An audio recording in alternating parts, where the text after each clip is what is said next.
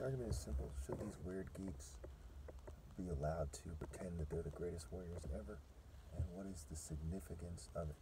Okay. So this is a key part of the argument that they care about a lot. Well, it's very straightforward. Okay, obviously everyone knows that Africans are the best warriors, the best martial artists, the most spiritual people. This is pretty much conceded by the world in many ways.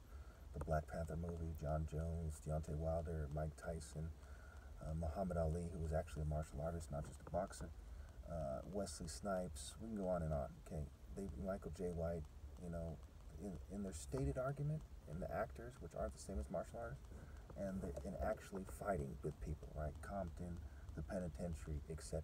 Okay, white people have more of a construction way about them. Black people more of a striking way about them. Okay, so white people will grab you and kind of try to arrest you. The big black guy will knock you out, right? He'll deliver punishment to the big white guy. Everyone pretty much knows this in my generation. That's why Tyson and Ali are considered the greatest and not anyone else. Okay, it has to do with that.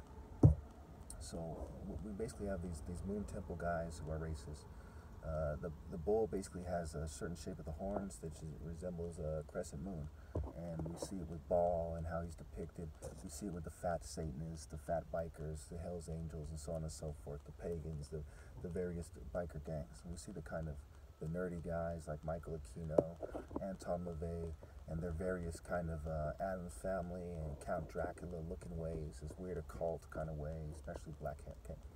So these guys think that by changing my pictures, by harassing me, etc., that somehow this is going to change this idea, and somehow it makes them look good, somehow it makes their life more fulfilling, somehow it's worthwhile, or else they wouldn't be doing it. Okay. Just like you see with the occultists and the rock and roll and the emos and the heavy metal guys, they're weirdos, okay? There's not just a handful of weirdos. In America, there's tons and tons of weirdos, okay? So I live in a small town where there's arguably less weirdos than in the major cities and in some of the more racist places like in the South, okay? But this is basically what's going on. They don't want to admit that I'm the top martial artist and that there's a Royal African line that transcends all other lines. Then it's got to be Nigerian. Nigeria's the most populated country in Africa. Nigerians are more, compared to Ethiopians, Somalians, Eritreans, Sudanese, etc. They're significantly more physically and mentally gifted. Okay, and arguably, obviously, I would say spiritually gifted. To me, it's obvious, but we'll leave that alone. We'll just talk a more scientific kind of matter that everyone agrees. Everyone agrees they're more mentally and physically gifted. Okay, and you see their success rate. You do the Google it, and you'll see that they're the most intellectually successful group of people. But there's not that many of them. They haven't, called Ivy League colleges, and colleges used to be segregated. And we factor everything together. Okay, their argument is so childish, so rape called pathetic. Okay, these are literally geek ass pussies and big fat idiots and craftsmen with no heart that have ganged together literally in the tens of millions in various cultures and political groups, social clubs, etc. And they think that they should be suppressing me and give me a hard time after all of history's lessons. Okay, it's pretty ridiculous. When you look at this picture I'm going to put on the screen, you can see, you're like, wow, this guy is significantly more serious about martial arts. He gets to the point, the point of the spear, the point of a knife, the blade, right? He gets to the point of martial arts while they're goofing around in cage fighting, acting like fraternity clowns or something.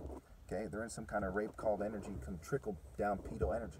Okay, and it's not just this group of people; it's all of society. I'm not singling them out, but it's I just came across this picture like 10 minutes ago. Okay, and it just like this, some troll was trolling me. He had this picture up. It was obvious that he didn't want people to take the serious, honorable, morally precise, focused, moral intensity-based approach to martial arts. So he's trolling me as a Satanist, as a clown ass, kind of heavy metal, rock and roll, kind of bitch ass WWF pussy. That's pretty much what the UFC is, like a bunch of WWF rape called weirdos. Okay, giving me a hard time. You know what I'm saying? So it's pretty straightforward. I'm right. It's pretty straightforward that not only are they wrong, they're childish, they're stupid, they're disgraced, they're pathetic.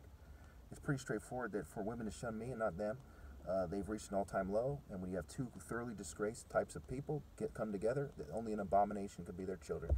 It's pretty straightforward.